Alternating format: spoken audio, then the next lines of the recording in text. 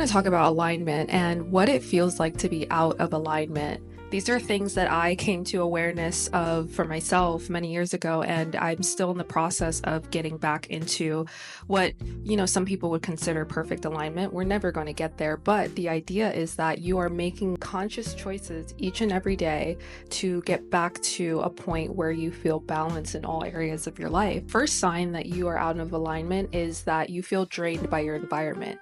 We are products of our environment. Therefore, if our environment drains us, then we must remove ourselves from this environment and find an environment that is conducive for our well-being and our alignment. This could look like a job. This could look like moving to a new city, a new country even. This could look like leaving a relationship that may no longer serve you, whether it be a friendship, whether it be a relationship. If you're drained by your current environment, this is a sign that you are out of alignment. Next, we have second guessing your intuition. This is something that a lot of people struggle with because they're unaware that they're even receiving intuitive messages in the first place. And it may be the fact that their environment is draining them, causing them to give all of their energy towards that and not enough energy towards being open to receiving messages from their divine guidance, from their intuition, and therefore they're constantly finding themselves in these cycles of going against their intuition. When you start opening up yourself to your intuition and trusting your intuition, you start to see things changing throughout your life, including your environment. You no longer will second guess your intuition because it will prove to you that it is leading you in the right direction. It is guiding you towards your path that you're meant to be on. So the more you practice this, it's like a muscle.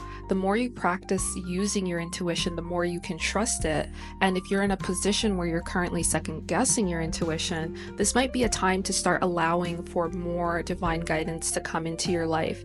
This can look like being in the car and hearing a little voice that's like, let's try a new route today. And lastly, but not least, you feel disconnected from your body. This could be for many reasons. Maybe it's the food that you're eating. Maybe it's the fact that you're not getting enough rest. Maybe it's the fact that your environment is too overstimulating for you to even tap into the messages that your body is trying to send you. Your body is constantly sending you messages because it's receiving and picking up signals from your environment, from nature, divine guidance, from your intuition. And when there's that disconnection, it's really hard for you to understand that certain things may be off. It's really hard for you to catch dis-eases before they begin. It's really hard for you to know when to take time to rest or when a certain place or person or thing is not meant for you. Your body's constantly telling you and guiding you. If you want to get back into alignment, I recommend starting with your environment, taking inventory of what it is you like and what you don't like. Is your environment conducive to making you the person that you want to become? If it's not, then you want to start making changes, conscious choices to change that.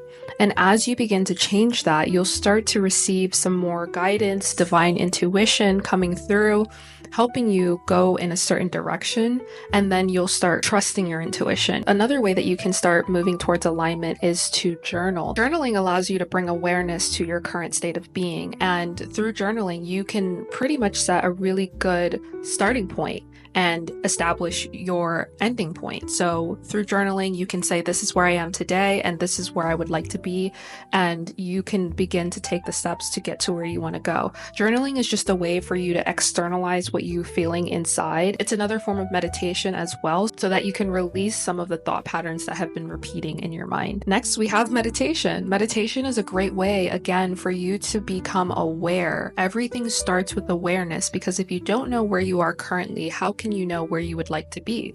Meditation allows us to become aware of our thoughts. It allows us to become aware of our present moment, and it allows us to become aware, and then we can take the necessary steps to change that.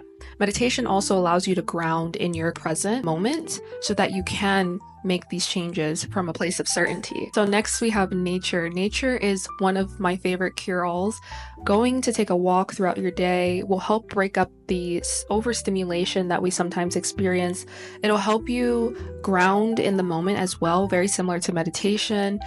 Walking or being in nature will allow you to kind of release a lot of the built-up tension that you might be feeling. Nature has a way of healing us indirectly and directly. So if you are not spending enough time outside, I recommend changing that up, adding it to a part of your routine, and making sure that you spend at least 10 to 15, even 30 minutes a day outside will really help you make changes. So I hope this video was helpful. I really wanted to make it short and sweet. I have a few resources linked down below. If you're curious about how to get started, feel free to check that out, and I will see you next time.